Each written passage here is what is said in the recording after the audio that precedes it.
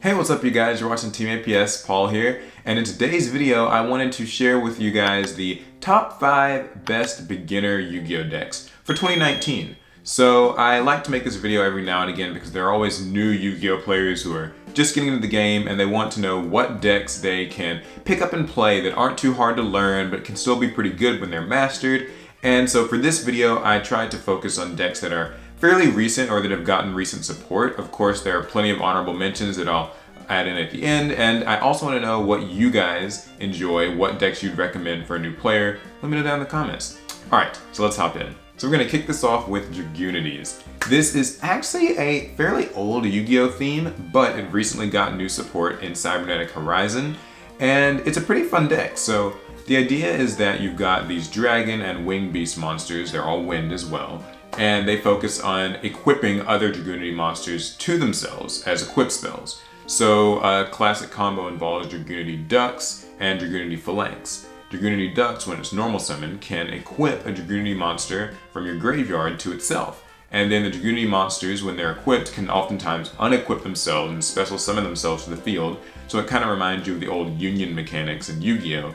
And the ones that you want to be equipped to your Dragunity monsters are the tuners. So ideally you can use Ducks, equip it with Phalanx. Phalanx unequips itself and it's a tuner monster in the field, and now you can Synchro summon to make a level 6 Synchro. For example, Dragunity Vajrayana.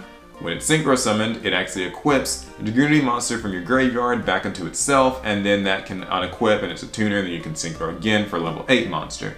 That was the classic combo, and although it sounds kind of crazy when I say it there, it's actually really simple, just kind of a rinse-repeat line of combos. This deck also has a lot of different supplementary cards. For example, Cards of Consonance is a draw card that lets you discard a Dragon Tuner with 1,000 or less attack and draw 2 cards, so it's really great draw power. Then you've also got Dragon Ravine, which is their field spell, lets you discard a card and either add a Dragunity from your deck to your hand or send any dragon from your deck to the graveyard.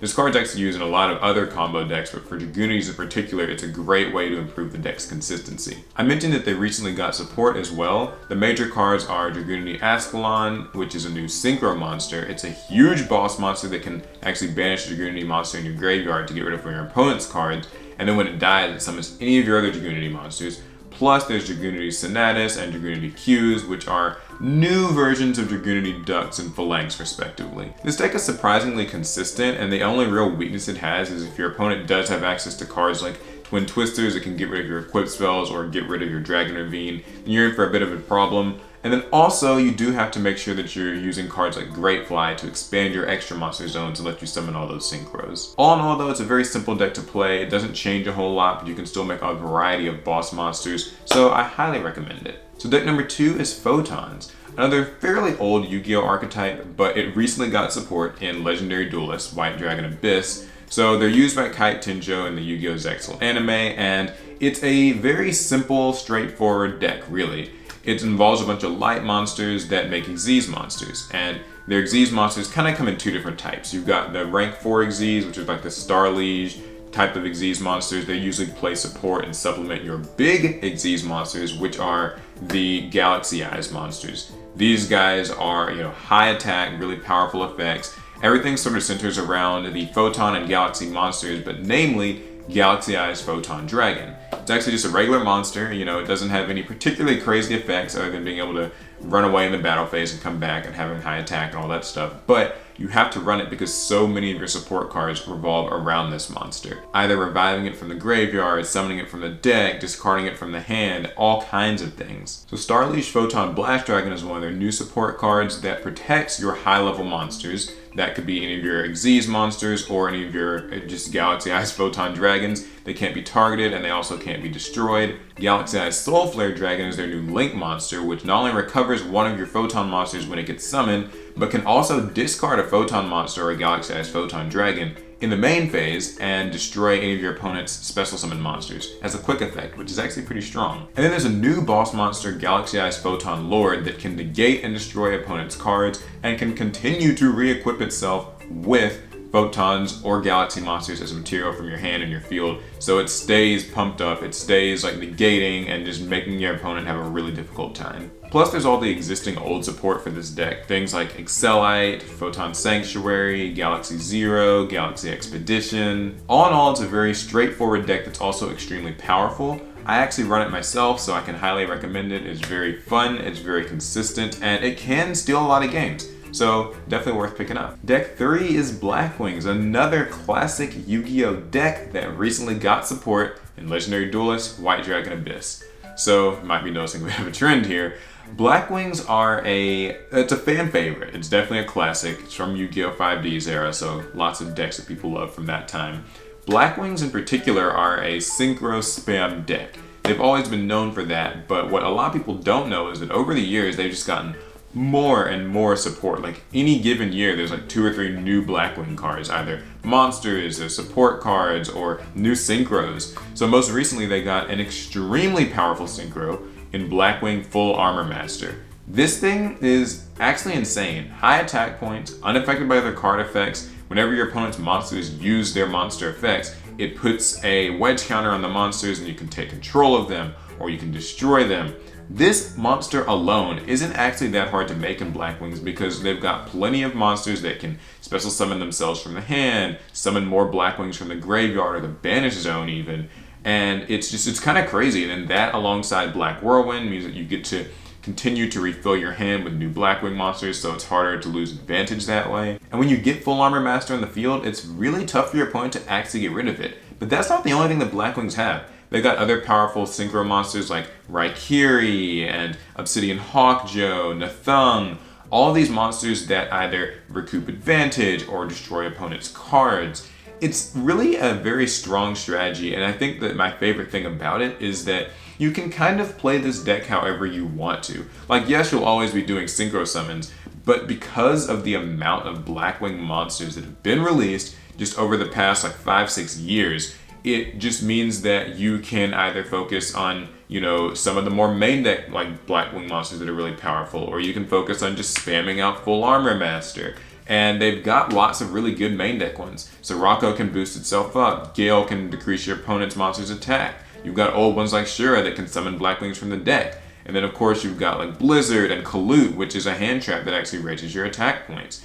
There's so many different things that this deck can do, and getting copies of the cards is very easy. So I highly recommend it to a new player who wants a deck with a little bit of depth, a little bit of flexibility, but still a deck that's very straightforward at the end of the day and still very effective. Deck 4, Gravekeepers. So continuing along with the trend of older Yu-Gi-Oh decks that recently got support, Gravekeepers got new cards in Soul Fusion. And the idea of Gravekeepers has always been a very simple one. It revolves around a field spell called Necro Valley that basically prevents players from moving anything in the graveyard. So cards in the graveyard can't be banished to activate effects, or they can't be banished to summon monsters like a Blackluster Soldier, for instance. They can't be revived with something like Monster Reborn or Soul Charge. So by just having Necro Valley in the field, your opponent already is under a bit of a lockdown. But not only that, it also increases all of your Gravekeeper monsters' attack and defense by 500, which is actually really beefy. So what do the Gravekeeper monsters themselves do?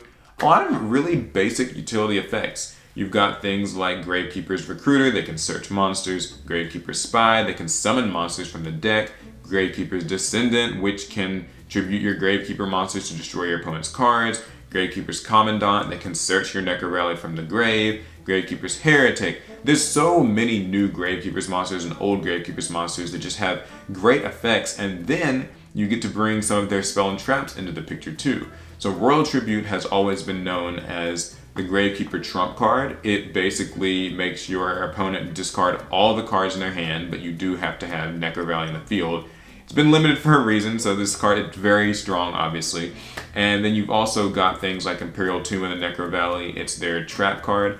It's a counter trap that can negate basically anything. And then they also recently got several new cards. Necro Valley Throne lets you either normal summon an extra Gravekeeper or add one from your deck to your hand, so it's got a lot of utility. Gravekeeper Steel can recover 2 of your Gravekeepers from the graveyard, and it ignores your Necro Valley's restrictions. Hidden Temples of the Necro Valley actually prevents players from special summoning monsters, so this, when combined with the restrictions of Necro Valley, make it extremely difficult for your opponent to do anything. And Necro Valley Temple makes your opponent's monsters lose attack and defense, and it can recoup a Necro Valley if it happens to get destroyed. All in all, this deck is a very strong anti-meta strategy, so if you're looking for something that kind of just slows the pace of the game down and makes it difficult for your opponent to play, then Necro Valley and Gravekeepers are definitely the deck for you. And deck number 5 on the list is Phantom Knights. So it's one of the newer archetypes, but everything from this deck pretty much got reprinted in Legendary Hero decks last year in October. And Phantom Knights are a very interesting strategy because they're these dark warrior monsters and they can summon themselves out to the field and do little cool stuff like that. But the main draw with it is that you can banish them from your graveyard to get different effects. So you can banish, say, Silent Boots or Fog Blade from your graveyard to search additional Phantom Knight monsters from your deck to your hand, or summon more Phantom Knight monsters from your graveyard, or send more to your graveyard, and just all kinds of things. The deck is known for being a great deck to combine with strategies like Orcusts or Burning Abyss that also involve sending lots of dark monsters to the grave. But just on their own, they're a very viable strategy. They're able to spam the board really easily, and they have some great Xyz monsters as well as a really good recent Link monster. So we'll start with Rusty Bardic, the Link monster. So it lets you send a Phantom Knight from your deck to the graveyard, which, as we've established, is very good because these monsters can just banish themselves to get extra effects in order to set a Phantom Knight spell or trap from your deck to the field. And Phantom Knights have some very good spell or traps, the best one being Phantom Knights of Fog Blade, which effectively can shut your opponent's monster's effects down, and that's very, very powerful. Plus, with Rusty Bardic, whenever a Dark Xyz monster gets summoned to your side of the field, it can pop onto your opponent's cards.